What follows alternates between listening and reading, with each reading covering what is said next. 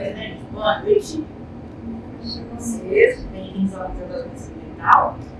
Eu sou a Maria, sou uma das pessoas que está trabalhando tanto aqui no Educativo, como uma das pessoas que está no MAC também, que é o projeto que a gente vai conhecer hoje, vai conversar um pouco sobre ele hoje, tá? E tem a ser aqui. Olá, boa noite, sejam muito bem-vindas, bem-vindos. Bom, eu sou a Diana e trabalho no MAC. Estamos, trabalhando esse ano com 2 eixos temáticos que a gente vai conversar, a gente vai mostrar para vocês ao longo da nossa conversa. O projeto OMAC, o nome dele é o Museu Atravessa a Cidade. É um projeto que é incentivado pela Lei Municipal de Incentivo à Cultura e também tem patrocínio de um grupo, que é o Grupo Z. E aí a gente vai falando aqui com vocês um pouquinho mais sobre esse projeto. Lembrando, gente, que esses são contatos para perguntar o que vocês quiserem, tá? A qualquer momento. E depois que a gente acha que explica bem, né? Então, assim, primeiro vamos entender quem é esse projeto, de onde ele nasce, o que a gente pretende com ele. O que acontece? Primeiro, o Educativo aqui do museu, ele já existe há um tempo, ele desenvolve diversos trabalhos com eixo em educação em museus, a gente pensa o acervo, a gente pensa práticas, tudo no sentido de aproximar os diferentes públicos da narrativa do museu. A narrativa do museu, de qualquer museu, é contada pelo seu acervo, pelas suas exposições, pelas suas temáticas, e aqui não é diferente. Nós somos um museu de ciência e tecnologia, com foco em mineralogia e metalurgia, a gente conta sobre isso nas nossas exposições de diversas formas. E esse acervo ele é sempre pensado e repensado e questionado na ideia de aproximar outros públicos, além do público que a gente já está acostumado, do que a gente está acostumado a receber, através dos nossos próprios questionamentos, porque somos todos indivíduos, a gente é atravessado por questões o tempo inteiro, e do mesmo jeito que eu trago essas questões para o que eu estou estudando, para a minha vida, para o jeito que eu vejo as coisas, eu também vou trazer para esse acervo que eu visito, que eu trabalho, que eu valorizo e que ele conversa comigo. Uma das funções do educativo aqui é estar sempre perguntando, levando essas questões para o acervo e tentando entender, tentando trazer ele para os dias de hoje, o que mais a gente pode aprender a partir dele. Por exemplo, a gente tem um acervo de mineralogia, então a gente tem diversas amostras minerais, a gente vai ter minerais de várias partes do mundo. Eu posso trazer perguntas de para que esses minerais no cérebro, como é que eles se inserem na história humana, como é que eles se inserem nas práticas que a gente tem no nosso dia a dia, como é que eles ajudam a gente a olhar para o futuro, como é que eles ajudam a gente a olhar para o presente, quem são as mãos que, por exemplo, trabalham esses minerais, extraem esses minerais, transformam esses minerais. Todas as perguntas elas nos atravessam, porque elas atravessam várias partes da nossa vida. E uma das funções do educativo é, então, procurar respostas para essas perguntas, procurar novas perguntas que se encaixem nelas e trazer os visitantes, os diversos públicos, para refletir sobre isso. E a gente faz de várias formas. Uma das formas mais conhecidas é a visita mediada, que é o que a gente faz normalmente com as escolas, mas não apenas com as escolas, a gente faz com diversos grupos. E a gente traz então essas perguntas, essas provocações, a gente desenvolve materiais. E além disso, tem o desenvolvimento do projeto, que é uma ideia de, além de questionar o que o museu tem para mostrar, e ele mostra sempre, como a gente leva esse museu para além dessas paredes. Então ele nasce nessa vontade. Primeiro nessa ideia de expandir o nosso trabalho, de expandir o museu que ele tem para mostrar para fora das paredes do museu, e outra por um motivo de acesso do público, porque a partir de 2019, crianças com menos de 5 anos não podiam sair da escola para exposições. Então o público é muito caro para a gente, tanto pela idade, porque é uma idade em que competências muito importantes para o ser humano estão sendo desenvolvidas, como pela quantidade também, a gente sempre recebeu muitas e-mails, esse público não está mais aqui. Hoje em dia não funciona mais assim, as crianças elas podem sair das e-mails, não é mais tão restrito quanto ficou naquela época, mas o projeto então nasce dessa vontade, de expandir o trabalho e de buscar de novo o público que a gente sempre teve como muito caro. Isso aí. Quanto tempo existe esse projeto? Bom, o projeto ele existe desde 2016, mas num formato diferente do que a gente tem hoje. Ele teve um piloto em 2016 que ele foi desenvolvido dentro do museu, sem ser submetido à lei. E aí algumas escolas municipais receberam visitas que era no piloto de vamos levar o que a gente faz aqui dentro para as escolas e a gente ver como é que isso funciona nas escolas. E aí foram escolhidos eixos que eles eram semelhantes aos eixos temáticos que a gente tem hoje em dia, que a Adri vai explicar bem, mas não eram os mesmos, não eram tão amplos e não tinham tantos materiais desenvolvidos. Mas aí esse piloto foi levado para as escolas, a gente viu que funcionou muito bem. sabe, a dinâmica que a gente pensou de levar uma história, de levar atividades, levar minerais, para as crianças desenvolverem lá. E com isso ele foi tomando corpo, ele foi se desenvolvendo. De 2016 até 2020 ele foi sendo mudado, né? Também em 2020 ele foi submetido à escola de incentivo à cultura, foi aprovado, por causa da pandemia ele foi executado em 2022, sabe? E aí, nesse sentido, agora ele está na segunda edição de 2021. E ele traz essa possibilidade, né, da descentralização mesmo do acesso, né, ao espaço cultural. Então, o museu, ele indo até a escola, ele também vai de encontro com essas crianças, né, para já que se inicia ali essa ideia de que o museu é um espaço para que ela também possa se apropriar, né? Então a gente vai desenvolvendo essa ideia. É um projeto também que é multiplicador. Então, vou começar falando um pouquinho de como que a gente desenvolve. Nesse ano, por exemplo, né, o projeto ele sai agora a partir do dia 22, ele começa a ir para as e-mails, mas todo o trabalho já começou a partir de janeiro. Então, a gente já está trabalhando, fazendo o desenvolvimento dele desde janeiro desse ano. E como que, né, que a gente partiu para esse trabalho? Então, inicialmente, deu essas pesquisas, né, a equipe hoje somos eu, a Lorene, a analista do projeto, e temos também 3 estagiários. E aí a gente começou, então, um trabalho de pesquisa mesmo, para fazer uma adaptação de um texto. Então, a gente leva para as e-mails uma contação de histórias para as crianças. A gente atende hoje, em cada e-mail, uma média de 100 crianças. E por que a gente fala que ele é um projeto multiplicador? Porque hoje a gente faz o atendimento dessas 100 crianças, mas quando a gente chega na escola, né, para fazer as oficinas, que são feitas também após a contação de histórias, a gente leva também o kit pedagógico. Então, esse momento é um momento também de troca, de vivência, de experiência. Então, esse já é um momento de se multiplicar. Porque a ideia é que a gente, né, é que depois que a gente passa pela escola, que as discussões elas cresçam, elas continuem, né, e que os professores desenvolvam e que ele aguce, né, o interesse pela pesquisa. Né? Então, hoje são 2 eixos temáticos. Um deles é africanidades, né, o eixo étnico-racial, e a gente trabalha uma cotação de histórias sobre a vida de Chico Rei, né, sobre toda a cultura, toda a história. E o que vem por trás dessa história, né? Chico Rei era um rei do Congo, né? Uma pessoa que foi escravizada, trazida do Congo, e ele esteve em Ouro Preto por um tempo, e aí você já ouviu falar dessa? Não, tem uma mina. Exatamente. E aí a gente trabalha toda essa questão de trazer, né, a cultura, de trazer o saber, de trazer o conhecimento, porque quando ele chega, né, quando essas pessoas elas chegam aqui no Brasil, elas não trazem apenas um trabalho de mão de obra, né, um trabalho de força, vem também com muitos saberes, com muito técnico. E quando a gente fala de um museu hoje, que é um museu de mineralogia, e a gente pensa nessas pessoas que vieram trabalhar também na mineração, então isso vem também com uma carga de conhecimento muito grande, né, e é aí que a gente quer entrar com essas pesquisas e difundir também essa questão de conhecimento mesmo, né, e aí a gente vai com uma contação de histórias, a gente é uma contadora de histórias, faz uma contação sobre a história do Chico Rei. Em seguida a gente faz um momento de oficina, né, que é um momento para fazer uma confecção de máscaras africanas, e a gente dialoga com as crianças, né, porque cada máscara ela traz um sentido também, tem um significado, então a gente apresenta isso através de mediação, e aí a gente realiza,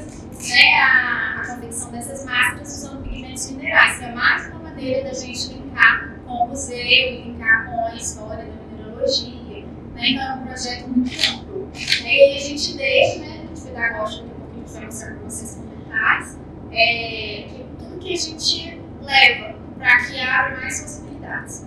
O segundo eixo é o eixo gênero e mineridades. E aí a gente vem nesse eixo. Essa aqui, se não me engano, é a minha reunião. Já é iniciado. Adoro também. E aí a gente estava trabalhando nesse dia o eixo gênero e mineridades, e a gente trabalha com cotação de histórias também sobre sobre a Dona Isabel, que é uma bonequeira do Vale do Jequitinhonha. Então, essa região hoje ela é conhecida pelo artesanato, né? E a gente busca também desenvolver um senso crítico mesmo em relação a essa região, né? Que por muito tempo as pessoas falavam, é uma região de muita pobreza, uma região seca, e não, o Vale é uma região hoje muito rica, né? Rica em cultura, em artesanato, né? De mulheres que têm um trabalho muito bacana, então a gente tenta trazer essa força de mostrar a importância do trabalho feminino, a importância, né, dessas mulheres no contexto cultural delas. E a gente leva, através de uma contação de história muito divertida, muito dinâmica, a gente apresenta esse tema para as crianças. E em seguida a gente faz também uma oficina de argila, que elas colocam a mão na massa e trabalham também. Tem umas fotos aqui das práticas, tem essa primeira que a gente mostrou, essa na hoje de identidades. Tem essa aqui, essa aliás é das primeiras, aquela parte do outro que a gente disse que é o Museu da Necessidade, é o Museu da Necessidade. Que é da pintura com pigmentos minerais. Eu gosto dessa foto porque dá para ver um pouquinho do aspecto da tinta. Então, assim, é um processo que as crianças participam dele por inteiro. Então, elas vão ver a partir de uma serragem, então elas vão bater com o mineral, fazer o pozinho, depois colocar a cor na água e elas vão pintar. Então, também tem a questão da técnica, delas terem ideia de como isso pode ser feito, porque tem certas coisas que pra gente a gente entende que não vem pronto, mas hoje em dia está cada vez mais difícil, talvez, para a criança ter ideia de que não vem pronto, você tem como você fazer. Então, uma coisa que as crianças ficam focadas, que a gente brinca de fala, a tinta que a gente pinta esse museu, que o museu, grande parte dele é pintado em pigmento mineral, a gente vai ver ali em cima, a gente fala, não, a tinta da nossa casa, a nossa casa ela tem uma base de plástico, ela tem a partir de plástico. Essa aqui a gente fala a partir de uma pedra, de um mineral. As crianças acham incrível, porque como você imagina um mineral se tornando um pigmento para pintar um edifício inteiro, por exemplo, sabe? Então também tem essa coisa.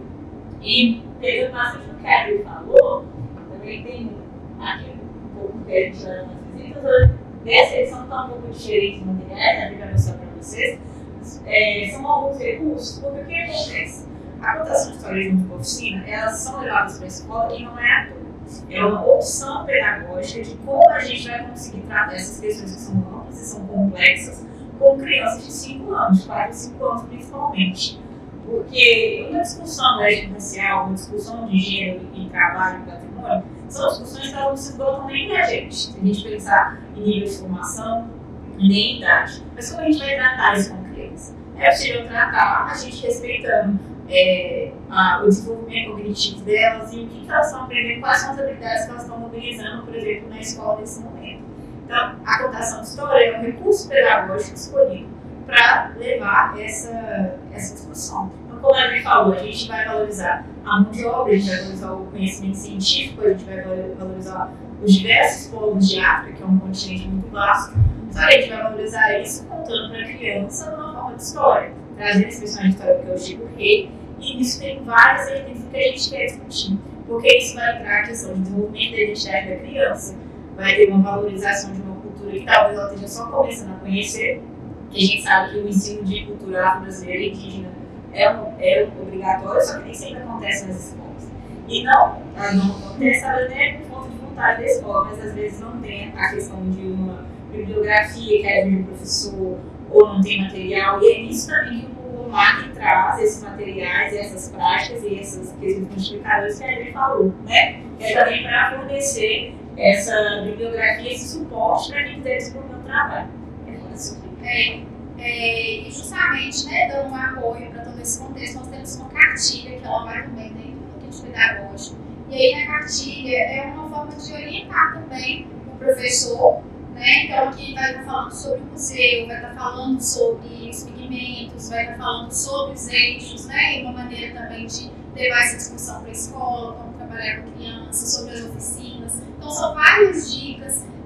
Muito importante também são as dicas de leitura, então a gente tem as notas ao final, que é excelente para poder abrir um diálogo mesmo, né, no ambiente escolar. Então é para que ajude mesmo a escola, que ajude, né, os professores, vocês a terem esse interesse e a ser um apoio mesmo, né, para poder levar em frente o projeto. Aqui a gente tem alguns materiais que a gente leva. Então a gente leva o tambor, que é um O tambor ele foi uma referência, obviamente ele é uma referência de som, né? A gente também, hoje está dando uma contação de histórias, a gente quer se aproximar dos dias, então tem o som, tem as cores nas roupas, tem. Agora, mais ainda, tem uma musicalização maior nas histórias, mas o tambor foi uma referência que a gente trouxe também, porque na história de Chico Rei a gente fala sobre o Congado, que o Congado ele nasce desse segundo reinado do Chico Rei no Brasil. O Congado nasce disso, ele sendo coroado rei de novo. Então a gente trouxe essa referência, que é uma referência sonora. O tambor, obviamente, não está presente só no Congado, mas ele é uma referência bem reconhecida, principalmente quando a gente fala de herança afro-brasileira.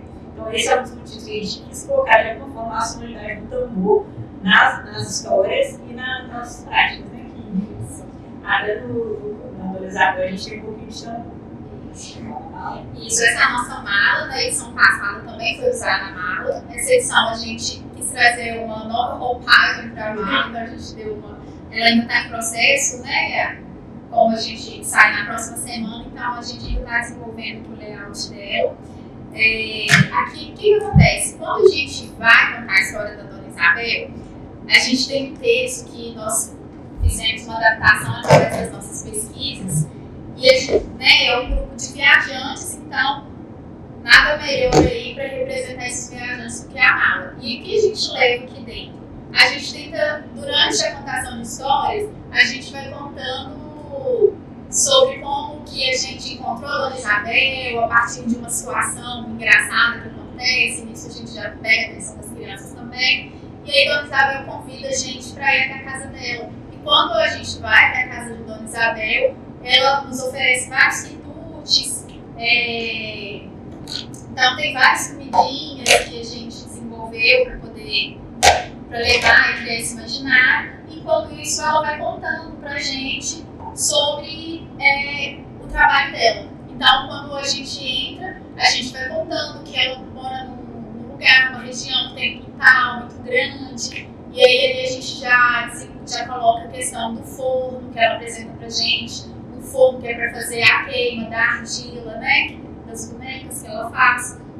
E isso tudo, assim, de uma forma muito lúdica, né? E a gente vai trazendo essas informações que são importantes, assim, como que Dona Isabel foi um agente transformador na sociedade, né? Na cultura dela. Então a gente vai trazendo todas essas questões. E aí, além da mala, a gente tem o jequi, porque a gente fala do Rio Jequitinhonha, e aí a gente leva o jequi, que é um instrumento de pesca, né, e tem até né, na língua indígena, que eu não vou lembrar agora, o jequi significava peixe, e nhonha, rio, então era rio de peixe. E aí, né, foi se passando isso de geração para geração. E aí a gente traz esse elemento também para o texto, e aí a gente reconta para as crianças. Tem aqui alguns materiais sonoros também que a gente usa para o Chico Rei. Esse material é interessante, dá para usar também no dia a dia da escola. Ele faz o som de água, né, do mar. E aí a gente tem a máscara. A máscara é muito simbólica nas atividades, uma porque ela é a oficina da UEG Nacional propõe que as crianças façam. Elas vão pintar máscaras africanas com os pigmentos minerais, né, das tintas que elas vão produzir. E a máscara é um símbolo escolhido para poder tratar essas questões, porque a máscara ela tem diversos significados para diferentes povos africanos, mas ela tem uma ocorrência quase no continente inteiro.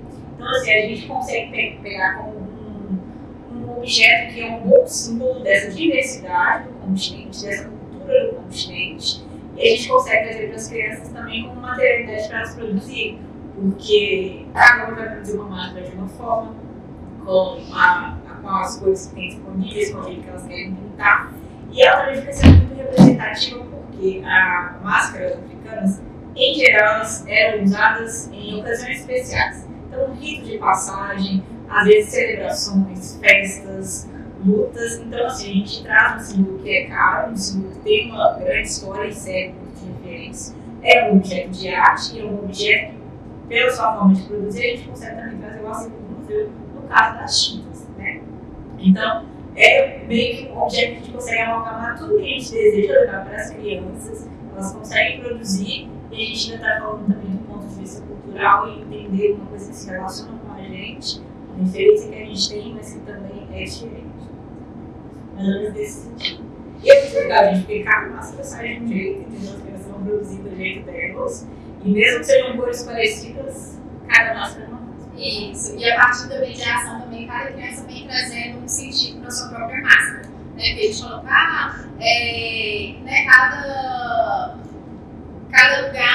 cada lugar é usado de uma maneira diferente, né? Cada povo tem sua forma, seu ritual, e aí nisso a gente traz para as crianças também, e a máscara de vocês? O que vocês esperam dessa máscara? Aí tem criança que às vezes vai falar, eu vou ter força, a minha máscara é para não ter medo, ou, né, e aí vai criando um diálogo aí também, e a criança vai se sentindo parte do processo.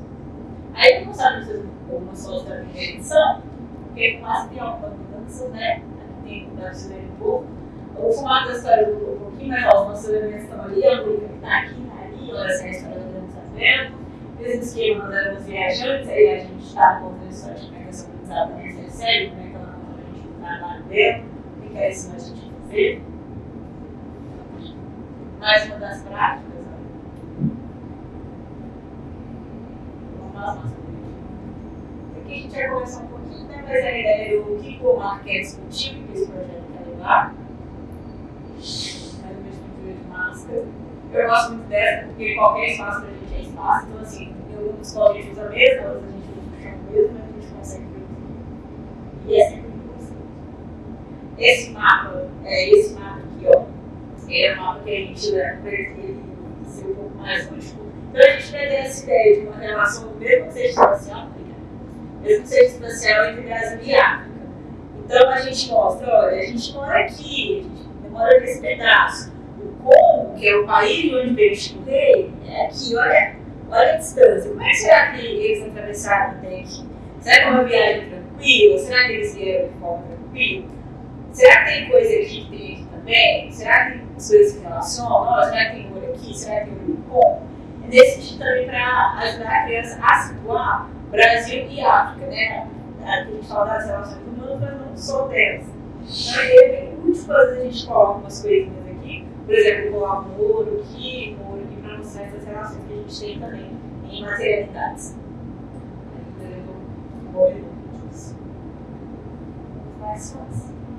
Acho que foi o nosso. Vou mostrar um pouquinho aqui de pedagógico. Aí, então, esse aqui é o kit pedagógico que a gente leva, né, a cada primeiro ponto. Vou passar depois para vocês verem também. Esse kit, ele é composto. Então, aqui, olha, vão alguns pigmentos. Esses pigmentos são 4 potinhos de pigmentos que dá para trabalhar diversas vezes com várias crianças, né, para fazer bastante tinta. Vão também os minerais, vão algumas amostras de minerais, e aí a gente descreve aqui no fundinho qual é o tipo de mineral, qual é o nome, né, o que ele representa. Então é bem bacana. Tem os peixinhos que são feitos de argila, que a gente caminha também como uma forma de fazer uma referência, né, ao Vale do Jequitinhonha. E aí para abrir também essa caixinha das possibilidades do trabalho. Aqui a gente envia também alguns modelos de máscara. Tá? Vão alguns recortes de alguns modelos. Vão alguns já pintados. Só para ter uma ideia mesmo, né, das possibilidades, mas aí, né, vocês vão desenvolvendo. Mais para abrir caminhos para novas ideias também. Vai uma cartilha, né? Como a vez falada, a cartilha é um instrumento essencial, porque também vai abrir várias possibilidades, né? Aqui vai falar sobre o museu, vai falar sobre os eixos temáticos, né? E vão também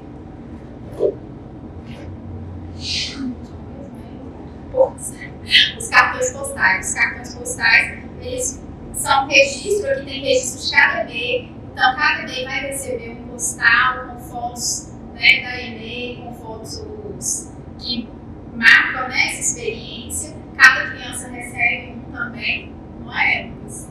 Vai para cada criança também, então é bem bacana. Então esse é o nosso kit, é um kit muito rico. E é muito bom que falou, a ideia que esse móvel tem como reproduzir todas as oficinas que a gente levou, como ser também uma materialidade para se inspirar para outras práticas, tá?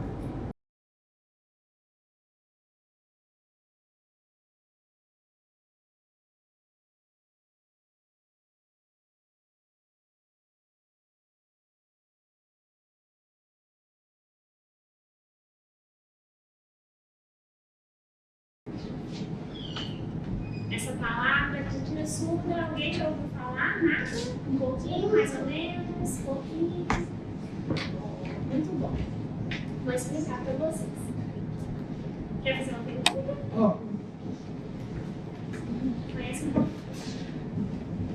O que são os surdos? Né? São as pessoas surdas que nasceram, né? E é uma forma natural que essas pessoas elas possuem uma visão, né, como principal sentido. E aí tem também essa forma de traduzir o mundo, né, que é com as suas experiências de vida, elas acontecem de forma visual.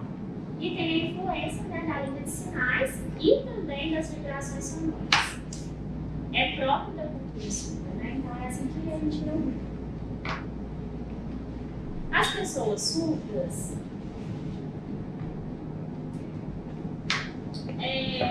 por exemplo, ó, a pessoa está sinalizando e aí na cabeça dela ela vai vendo várias imagens, né? Vai entendendo o contexto através das libras e aí ela coloca isso também em sinais. Ela pensa e traduz, né? Ela cria uma imagem na cabeça dela e aí ela transforma em sinais.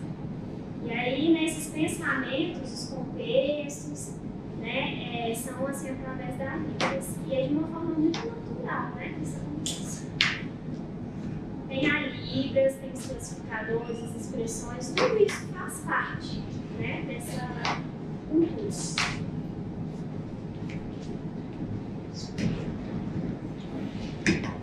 Como é que os surdos, né,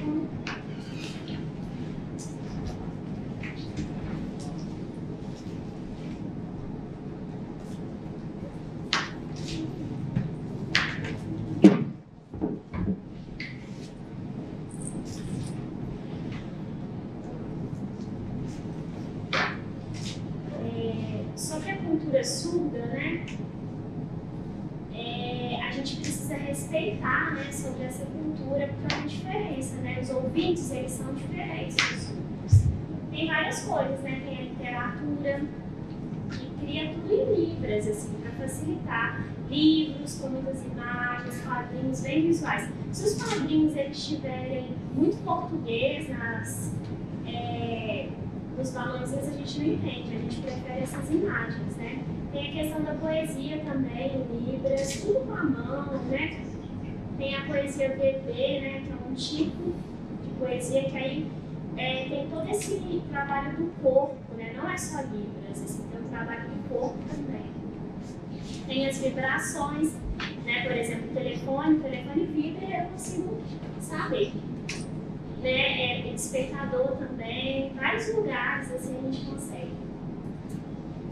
Tem os teatros, né? Por exemplo, a gente vai lá sempre, vai ver no teatro em libras, com personagens surdos. Eu gosto mais, assim. Porque os surdos têm as expressões, tem essas expressões corporais, classificadores, tudo misturado, e aí a gente vê, né, muito visual. Aí quando os ouvintes ficam falando assim, e aí tem uma intérprete do lado, não dá pra gente entender muito bem, né? Agora os surdos têm muita piada, falam palavrão, e muitas coisas. Tem piada leve, pesada, nossa, muitas coisas. É verdade, gente.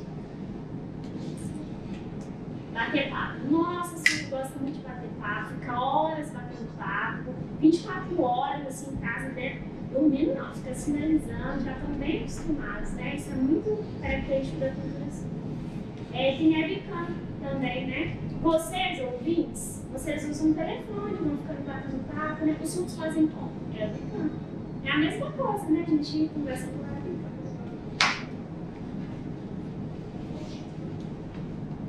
A uma pergunta, como vocês vão chamar o surdo?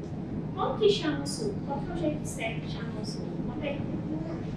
Balançando a mão, assim, pela frente. Isso, muito bem, ótimo. Vocês vão gritar para chamar o surdo? Tem como? Não tem, né, gente? Ouvinte, aí a pessoa não enxerga, vai embora e ó, vai ficar tentando chamar para sempre. Vocês podem jogar objetos nos surdos para chamar a atenção deles? Gente, pode, né? Vou mostrar para vocês como que chama o surdo de forma correta, né? Qual que é essa forma?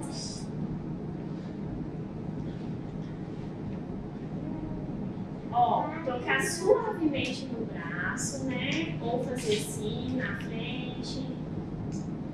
Uma luz também às vezes pode ajudar, né? Que aí a pessoa chama atenção. Tem que ser suave, tá, gente? Devagar. Pode também, né, piscar a luz.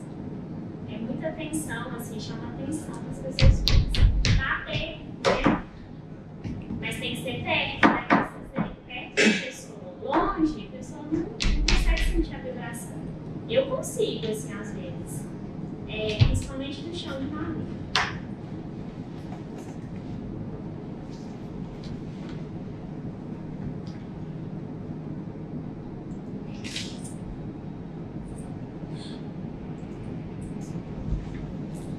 Vou mostrar alguns exemplos, né, que não podem acontecer.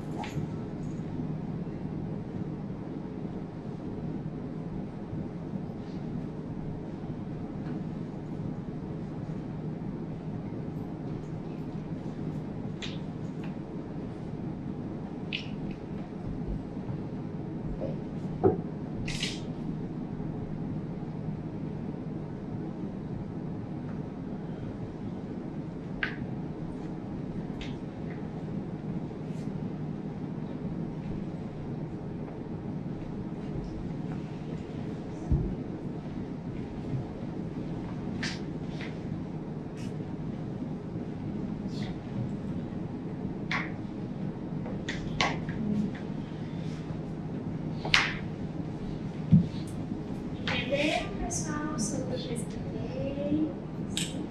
Conheceram um pouco mais?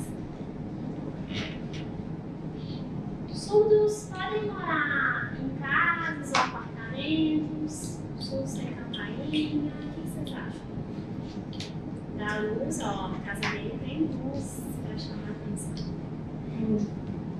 Eu moro no final, né, da minha casa, na rua, quando chega, né, tem a porta, segunda porta, e aí tem minha casa, né.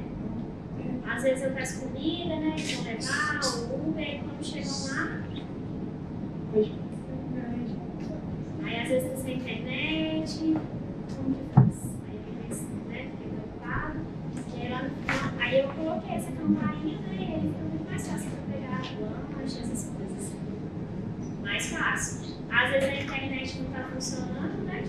Caiu, como é que a gente faz? A luz, né? A luz ajuda muito. Muito mais fácil. Essa casa, frente, né? A rua. Às vezes não tem luz, como que faz? Como? E aí como é que o senhor vai chamar? Como resolveria essa situação, assim? Uma pergunta.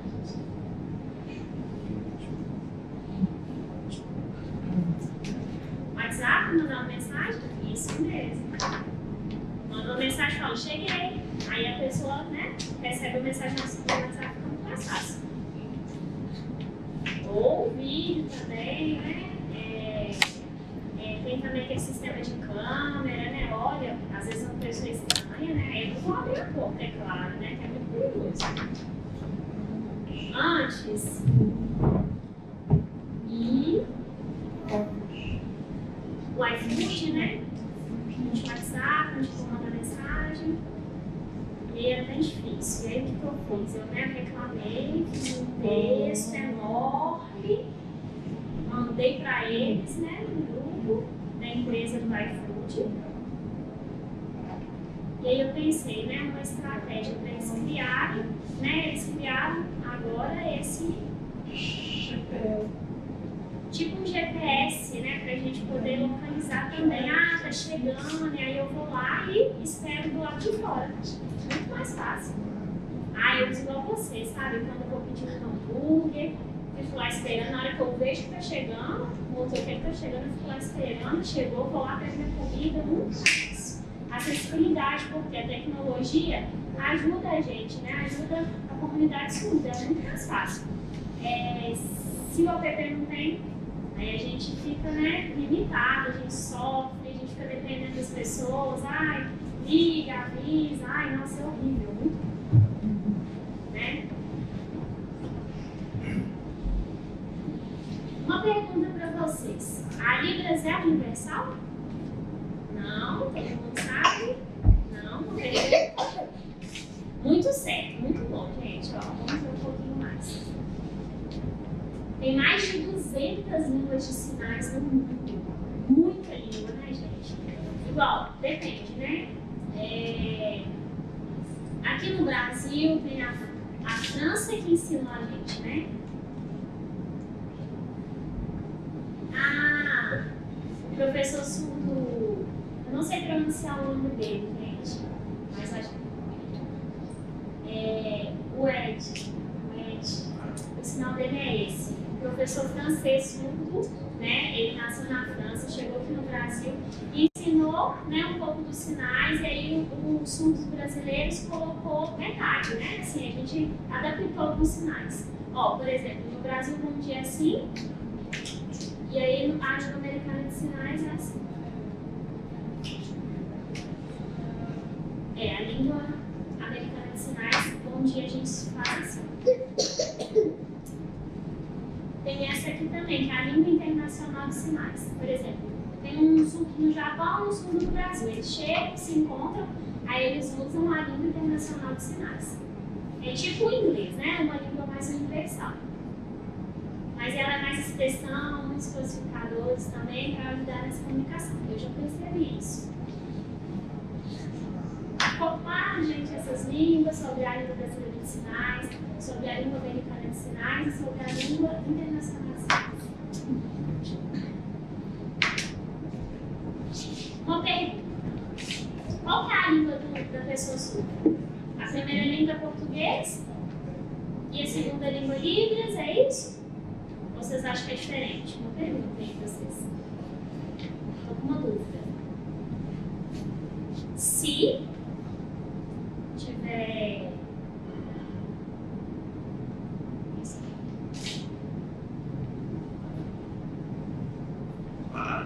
internacional,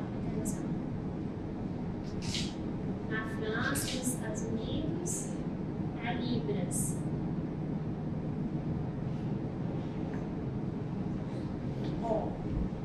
Uma boa pergunta.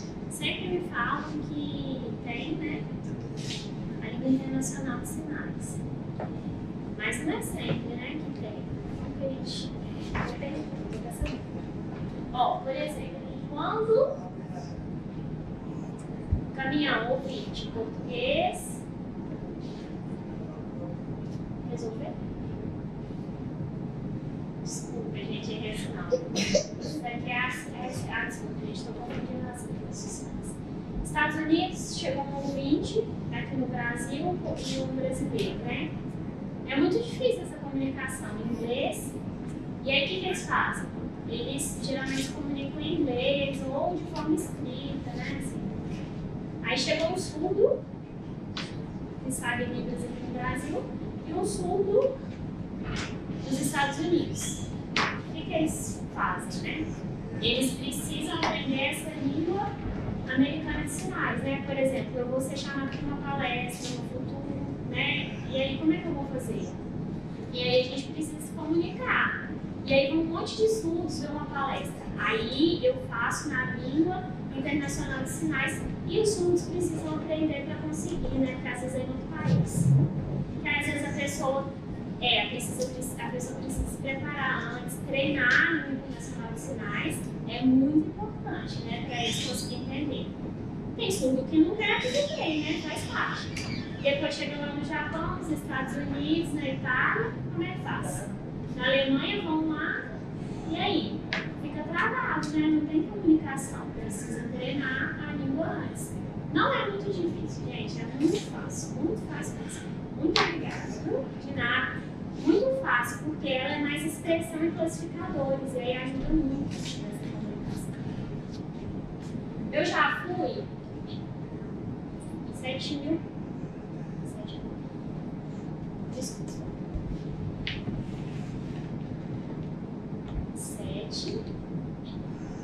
71 países, né, foram para as Olimpíadas do Sul. Aqui? Ah, tá, Rio Grande do Sul. Foram lá nas Olimpíadas de Surdos, né? E aí, como que acontece a comunicação? Igual não? Língua Internacional de Sinais, mesmo sendo aqui no Brasil, tá? É mais fácil. Uma pergunta para vocês. Qual que é a primeira língua do Sul? A primeira língua é a Libras, depois o português. Libras é a primeira. A gente nasce, bebezinho, aprende Libras como a primeira língua. Aí depois, né, quando vai para a escola, mais ou menos já começa a aprender o português escrito. Professor surdo, bilíngue, né, na escola bilíngue, vai lá, mostra muitas imagens, e aí o surdo vai entendendo, vai ensinando os sinais, as palavras, os contextos, né, vai colocando, aí o surdo vai aprendendo. O português vem depois, tá? Vocês perceberam, né, que os surdos escrevem as palavras um pouco trocadas? Gente, tem que respeitar, porque às vezes é assim mesmo, né? O surdo escreve, tipo, ensina e tal, e às vezes fica trocado, tem que respeitar, porque é a forma natural deles escrever, né? Eu, por exemplo, às vezes eu sei o português básico, aí eu treino, né, para me tentar escrever da forma mais correta. Tem a primeira linha, eu já sei, eu sei a área internacional de sinais, sei a SL, né? Eu tenho vários idiomas, mas a escrita é um pouco de dificuldade. Em casa, né, tem as caras, curso de inglês, curso de Libras, a mesma coisa, né, gente? Quando a gente entra nos cursos, né, os surdos eles ficam só sinalizando. E aí eu troco, né? O ouvinte, quando faz curso de Libras, também entra no curso e aí ficam fazendo os sinais e aí vão aprendendo. É igual inglês, né? Quando a gente entra numa escola de inglês, a gente começa a falar inglês, é a mesma coisa. Ficou bem? Ficou claro para vocês? A minha primeira língua é a Libras, a minha segunda língua é o português. A Selena, ouvinte, a primeira língua dela é o português e a segunda a Libras.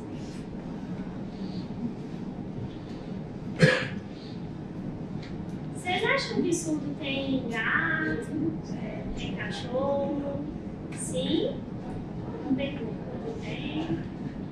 Uma pergunta para vocês. Vocês sabiam que a gente pode ensinar Libras para os animais também? Sim.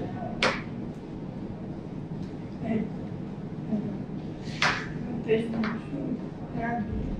um gato surdo. Ó, até muito ele. Você tem que... Ah, ok. O Tiquinho também tem uma cachorrinha que está Libras.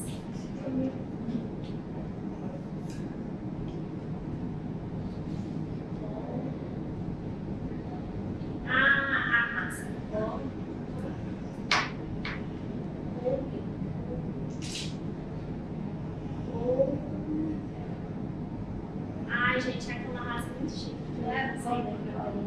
Isso! O nome é difícil por esse cara. Desculpa. Bom, né, gente? A gente precisa dessa troca. Quando ela era pequenininha, eu ensinava muito pra ela. Senta, aí ela fazia assim. Pula, aí ela pulava. Comida, aí ela ficava assim, ó, toda vez, sabe? Tá com fome, aí ela ficava com a patinha assim, quer comida? Aí ela fazia assim com a mão, assim, com a patinha.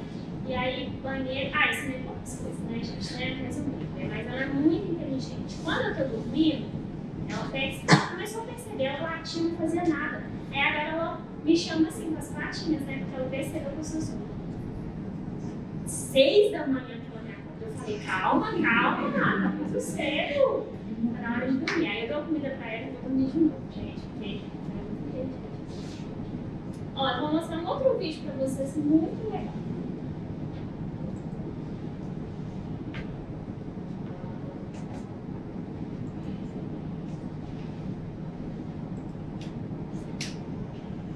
Ela é a mesma raça que a minha cachorra. E a cor também é parecida. Essa cachorra é ouvinte.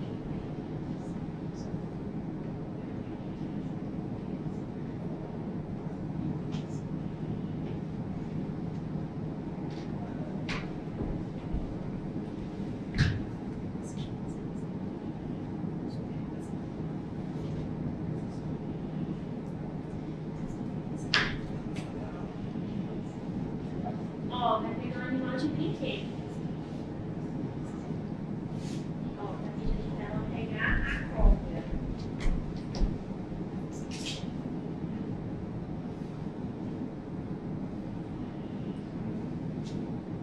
Muito inteligente, né?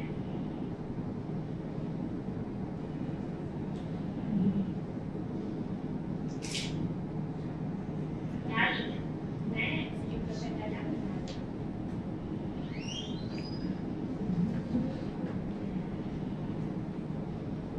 Ai, gente. Beijar a comida, né?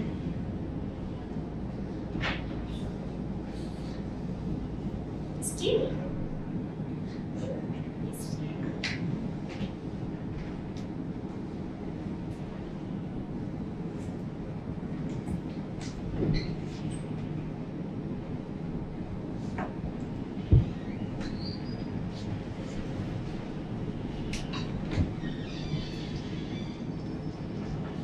Vocês acham que o surdo gosta de bar?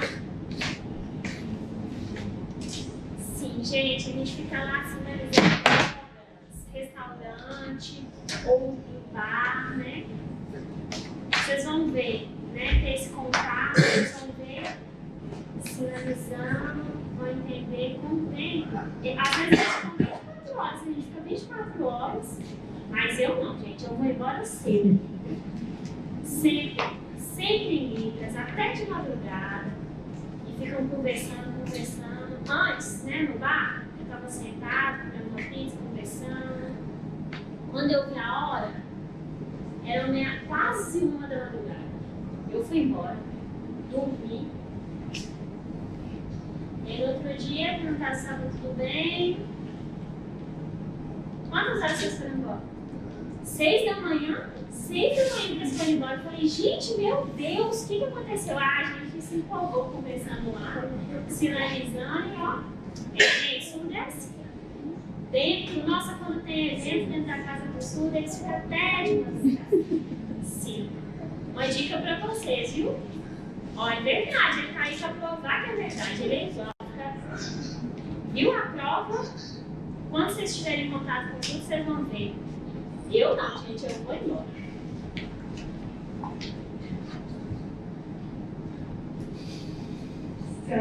Sábado passado, eu estava na rua, no bar, bebendo, no grupo de ouvintes, amigos, conversando. 2 pessoas surdas sentou, né? E eu não vi, estavam conversando, ouvinte, perguntando, ensinando não sei o quê, ensinando, me ajuda. Aí os surdos me viram, né? Foram lá, fui no banheiro. Você é surdo? Sim, eu sou surdo, oralizado também. ser Libras, que legal, fazendo isso, a gente ficou conversando. Quando foi ver as horas, já era 3 da madrugada. Todo mundo indo embora, os ouvintes indo embora, e os 2 filhos falaram, vem, vamos ficar aqui com a gente ficou sentado, e ó, conversando, até 7 da manhã. Gente, surdo gosta mesmo, é uma delícia, a gente fica contando história, novidade, fofoca, muitas coisas. Palavrão, a gente fala muito. Vocês podem dizer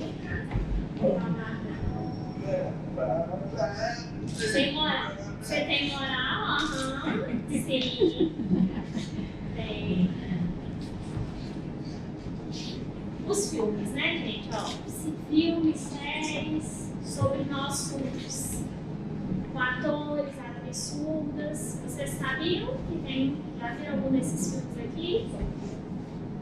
Conhecem? Sim, já viu?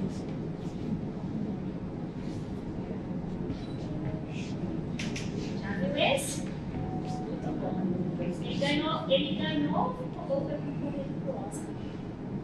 O ator, ele ganhou o prêmio do Oscar. E ele é surdo. Ele é um ator surdo, muito famoso, gente. Também ganhou o Oscar muito antigamente, 1998. 1998. Essa mulher, ela ganhou o Oscar. Prêmio. A gente tem que lembrar. 2022, que esse ator surdo ganhou o Oscar. Ai, 2023, não sei. Foi 22. Ó, Crisália. Aqui no Brasil, precisa assistir, é sobre os surdos. Sim, muito legal no Brasil aqui, ó. Tem intérprete também, é muito misturado. Na segunda temporada, eu sou favor, gente. Eu participo. Falo sobre os meus desenhos. Vocês precisam ver, precisam assistir. É muito bom.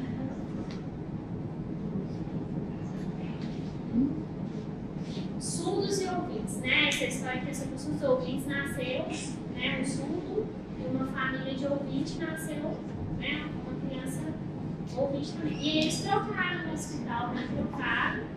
E a família de surdos, quando a criança cresceu, era ouvinte.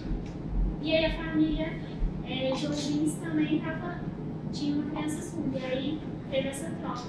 É uma série, né? Essa troca. A Crisália também é uma série.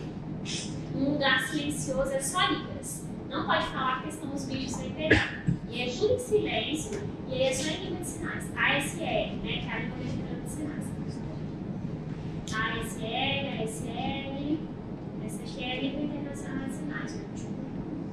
Muito triste, gente. A história é uma história de muita luta de uma pessoa surdo-cega. É muito pesada.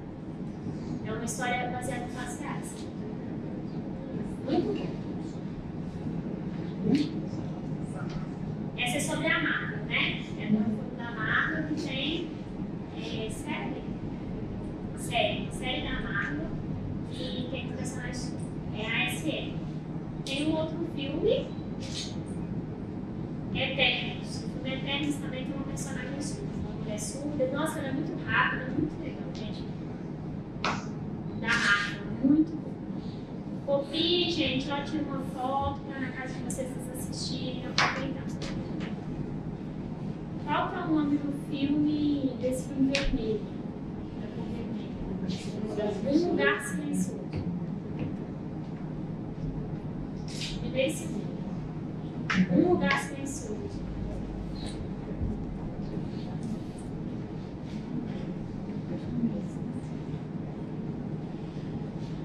As famílias, elas têm comunicação em Libras com os surdos? Não tem. Olha, ele falou que não tem. Quando a criança nasce surda, às vezes, depende, não tem, olha, ele está falando só. Minha mãe que faz as expressões, me mostra, mas Libras não. minha família é igual, gente. Minha família não tem comunicação também. Ficam falando, eu fico lá, me mostram uma coisa, uma imagem. Libras, nada. Vocês imaginam, né? Uma família de ouvintes que se esforçam, entram no curso, aprende, ensina para a criança surda, aí tem muitas informações, né? A sociedade, como que faz, né? Precisa. Agora, um outro exemplo. Uma família que é uma criança surda não se esforça, deixa a criança lá, faz o que com essa criança? No futuro ela vai ter muitos problemas. Por quê? Porque as informações não tem falta. Por exemplo, informações não tem nada. Tem um acidente, morre, como é que vai avisar? Não sabe livros, não tem informação, a pessoa perde todas as informações, não ensinou ainda. Por exemplo, tem algum problema de assalto, né? Alguma coisa assim, falta informação. E aí, a família que se esforça, ela fala sobre esses problemas da sociedade, né? Aconselha. E quando não acontece? Isso é muito triste, né?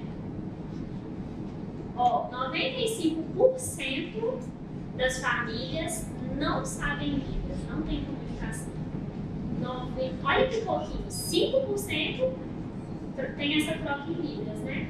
5%, gente, pelo amor de Deus, olha tanta gente que tem no Brasil e as pessoas não se comunicam. Fala sério, né? Tem que ser responsabilidade da família, não pode deixar uma criança surda assim. Por exemplo, vamos trocar, né? Se for uma família que todo mundo é surdo, nasce uma criança, ensina Libras, atenção, vai junto, vai para a escola, ensina e a criança aprende, né? Mas tem famílias que não têm essas informações. E aí? Vocês precisam pensar e refletir sobre isso, né? No futuro. Um surdo, mas surdo, pai surdo, nasceu duas filhas, lindas ouvidas. Ensinou eles. Hoje não tem. E criança inteligente pergunta, mãe, chama e sinaliza, né? E elas cresceram. Até hoje tem 9 anos e ainda faz essa comunicação. É verdade. Ó, minha opinião particular, né? Eu acho que quando surdo, casado, né? Duas pessoas surdas casadas, nasceu uma criança, uma, duas ou 20, por exemplo. Ficar fazendo trabalho de intérprete, na justiça, né? Assim não pode, né, gente? Ó, a criança tem que ser criança, né? Tem que deixar a criança livre para brincar. Quando ela crescer, né? Mais ou menos com uns 10 anos, aí pode começar tipo, resolver problema no banco, advogado, justiça. Pode, né? Mas a criança tem que crescer, porque às vezes ela fica com essa responsabilidade, né? Problema de banco, advogado, justiça, gente, não imagina isso, né? Criança é criança. Também, por exemplo, carro, Uber, né? Fica conversando, normal. E aí a criança às vezes fica preocupada, né? Pode evitar problema. A gente tem que, né?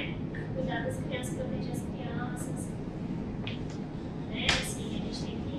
Não vai ficar levando pra tudo. As coisas básicas, ok, mas combina, né? Porque a criança tem que ficar livre para brincar, pode ter essa responsabilidade, são intérpretes.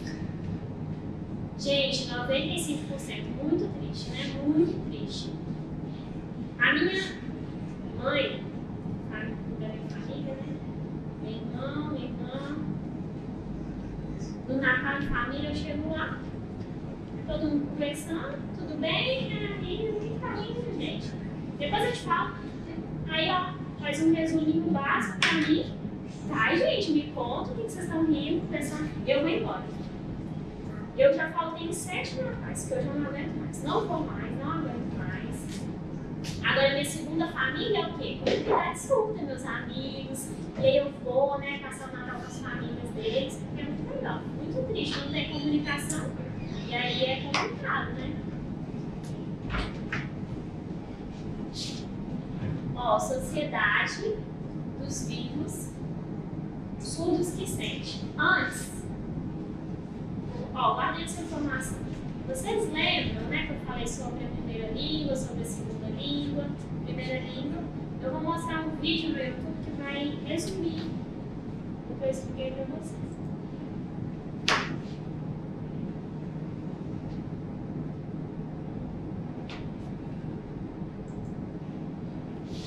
Isso também é muito importante antes desse final. Gente, olha essa expressão, surdo mudo. Uma pergunta para vocês, podem usar? Vocês concordam com isso, surdo mudo? Eu tenho voz, olha aqui, minha voz. Depende, né? Tem pessoas que não só usam Libras, ok. Às vezes, né, oralizado, por exemplo, Fernando. Tudo bem, Libras, respeito, ok. Mas agora, falar que é muito não.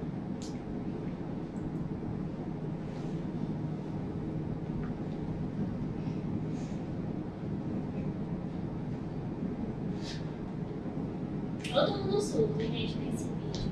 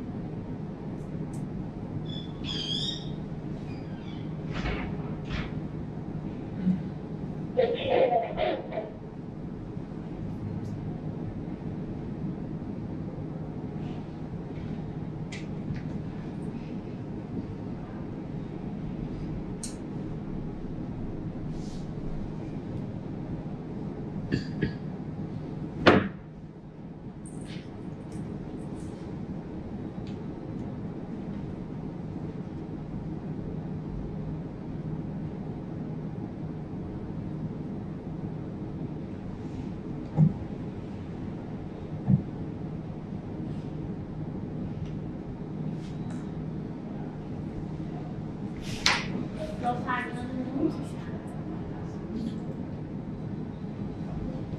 Só isso, gente, que eu queria mostrar pra vocês. Isso é muito importante. Por que fica falando que o português da gente é ruim?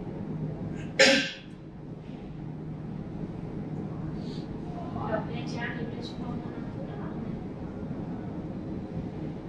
O português é segunda língua.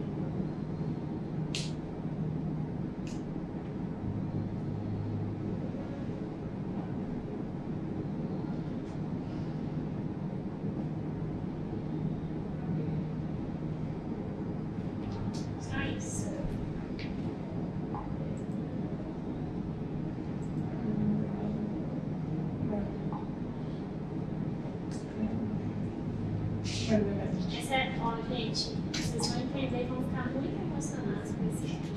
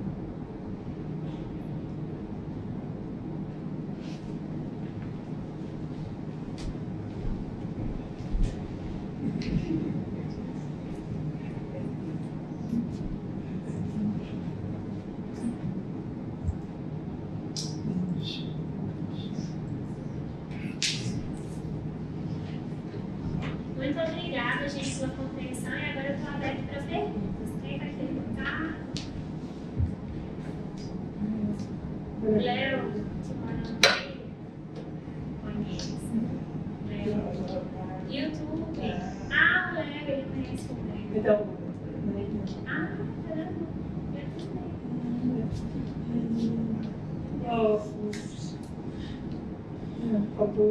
Os famosos em Libras. Muito bom. Você acompanha ele no Instagram. Não tem perguntas? Não tem? A gente pode ficar à vontade. Pergunta. Tranquilo, Pergunta. Você aprende. Aproveitar, eu conheço vocês. Eu sei Não que vocês precisam ficar com vergonha, gente. Coragem para perguntar. Dúvida. Agora, você tinha uma Pergunta. Pergunta. O futuro vai ser em pé. Qual era o sinal que você queria? O que significa? Você lembra? Acho que não conhece. Ó, eu sei esse sinal aqui, ó. Pode falar. É o sinal do Google. Google. Pode perguntar em português também, tá? Audiovisual.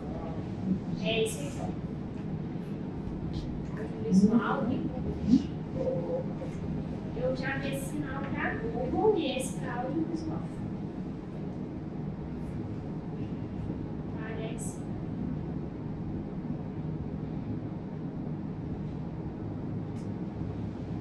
Identidade?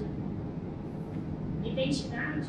Ah, eu achei que era identidade. Mas eu não conheço essa palavra. Precisa contar, aí pode perguntar, explicar, porque depende do contexto, né?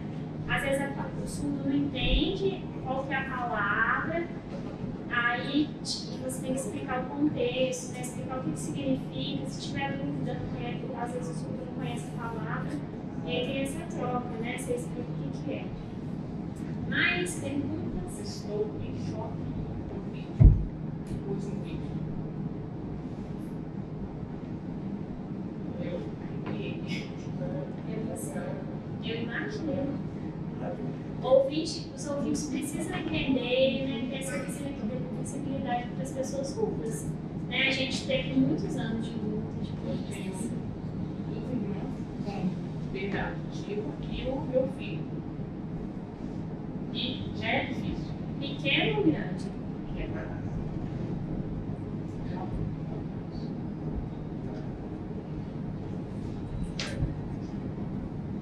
A Libras é muito importante para incentivar as crianças, é muito importante, né, fazer atividades, mostrar, por exemplo, você pode pregar coisas no banheiro, para ele ir aprendendo, sabe, as palavras, banheiro, aí você faz o sinal para ele, 9 anos, ela vai incentivando de rapidinho para aprender.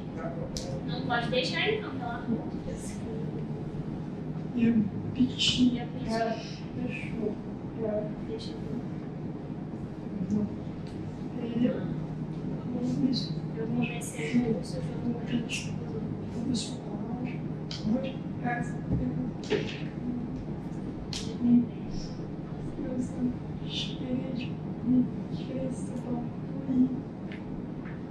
E a gente vai entrando no curso para aprender, né, lá na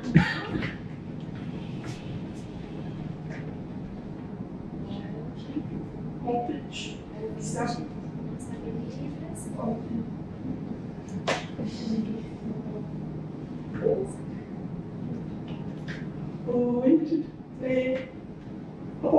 Ficam conversando. Oi, tudo bem? Você sabe Libras, sim, faz curso junto comigo. Aí ela falou, não, organizar. Irmã é outra irmã, irmã gente. Ruth Raquel. Sério, gente? Sério? Aí eu peguei o telefone. Ó, mas elas estão com o rosto igual. Desculpa, eu pedi desculpa pra ela, que vergonha. Eu confundi as irmãs, eu falei, nossa. E aí eu tava conversando, desculpa, gente. E aí ela me deu. E aí quando entrou, e outro dia eu falei, já tinha contato, né? Já teve contato. E elas ficaram rindo. Ah, é normal, acontece. Eu xinguei ela. Muito bom! Eu não tinha percebido, não.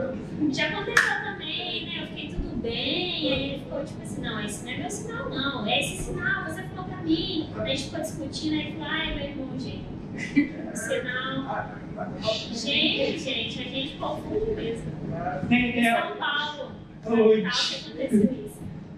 Eu estou aprendendo ainda, me perdoe se eu estiver errada, mas eu gostaria de saber por que no Brasil não foi instituído ainda a língua brasileira de sinais nas escolas como obrigatoriedade. Isso não seria inclusão?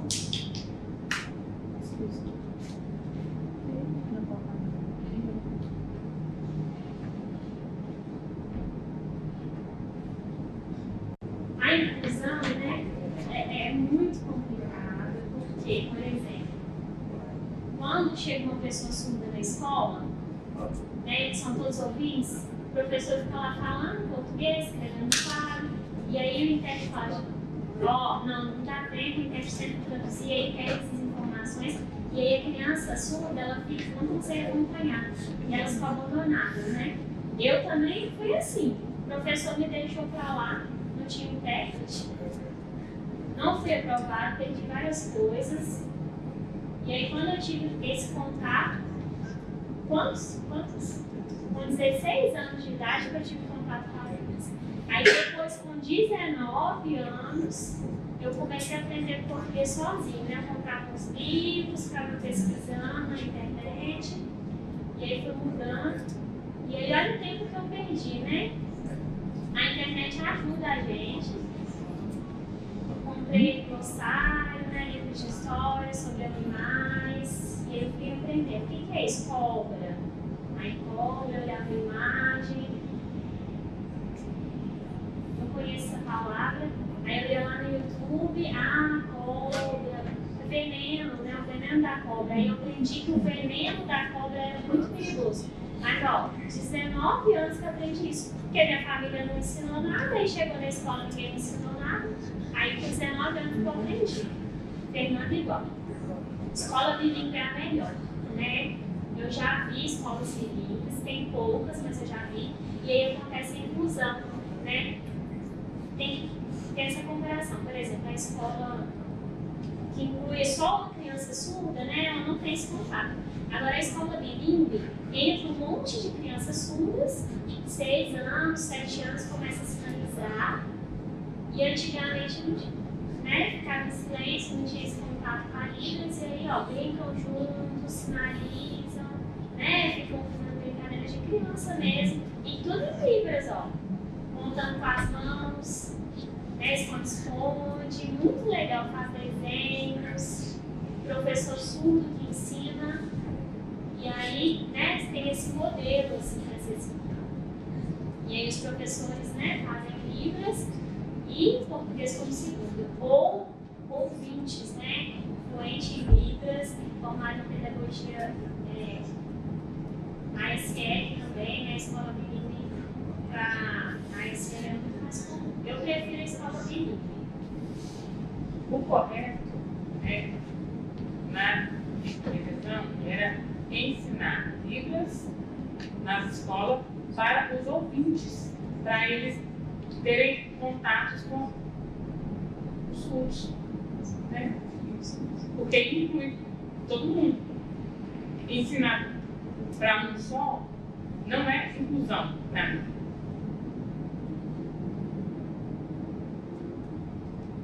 É verdade. É porque tem uma ideia, né, um projeto, mas ele nunca acontece de verdade, né? O inglês não é a segunda língua oficial do Brasil, mas é ensinado na escola. E a Libras, que é a segunda língua oficial do Brasil, não. Então, a gente precisa também, né, voltar em pessoas que têm projetos para inclusão, né, da Libras nas escolas, porque se todas as pessoas soubessem pelo menos um pouquinho de Libras, né, para conseguir se comunicar, os surdos seriam muito mais independentes, né? Porque, exemplo, vai no médico, aí precisa de ajuda de outra pessoa, porque o médico não sabe Libras, né? Eu acho muito difícil, né? Minha opinião é que todo mundo ainda falta É, de acessibilidade, acessibilidade, quer dizer, cada empresa tem uma pessoa surda, né? E a gente tem que procurar mesmo para conseguir mais pessoas.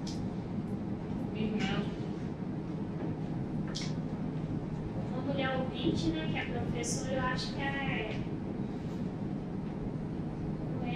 não lembro direito, mas acho que a professora de a filha dela, a mãe e o pai são surdos, o professor ouvinte ensinava, e aí quando chegava outra criança via, né, surda, ai meu Deus, ficava preocupada, como é que eu vou fazer? Ouvintes surdos, perguntou aos ouvintes, não, aprendeu, se esforçou, né, teve esse contato, pai e a mãe ia ensinar, e aí quando acabou, e aí ela fez vários experimentos químicos, e aí, né, uma coisa mais visual para as crianças surdas, contava a história, né, desde as navegações que chegavam no Brasil, mostrava imagens, se esforçou, parabéns, né? É muito bom, a gente precisa até elogiar essas pessoas que fazem isso. eu fechei a preocupação. Viajei para a França no Vai. passado, Tem necessidade já tem acessibilidade. Ouvintes, intérpretes, da França chegaram lá. lógico, Cheguei, Tá. né, perguntar, Bom. ele falou uma palavra em Bom. francês, eu falo pouco, né? Mas aí, enquanto muitos surdos tempo, sinalizados, loja, parques, igrejas, tem muitas pessoas sinalizando. E aí eu cheguei lá para comprar o pão, e eu falo pouco, né, francês. Aí a intérprete falou assim, você é surdo? E eu falei, sim, sou surdo do meu ouvido. E que se ela sabe um pouquinho de Libras, né, aqui no Brasil. Mas aí misturado com francês, leite, né, café, leite, café. E aí ela me ensinou o sinal lá, né?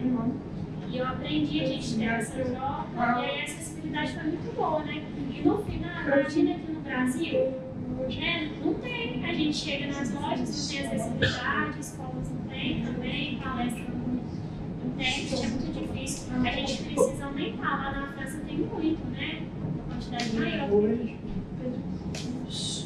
Meu sonho é o quê? Se vocês, ouvintes, comecem um curso agora, formação de intérprete, né?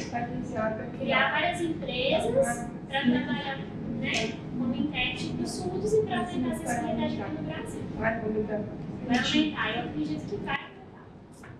Muito bom.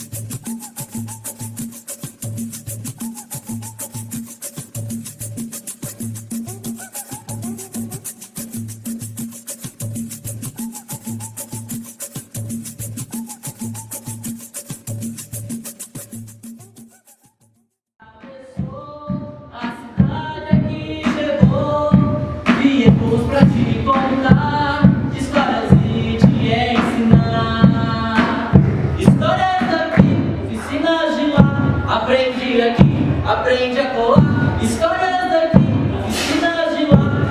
aprende aqui, aprende a colar.